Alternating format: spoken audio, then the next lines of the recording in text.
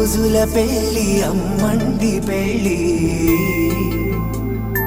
తొలి చూపులే లేని తెలుగింటి పెళ్ళి వరుడు కోరిన పెళ్ళి రామయ్య పెళ్ళి వధువు ఎవరో కాదు సీతమ్మ తల్లి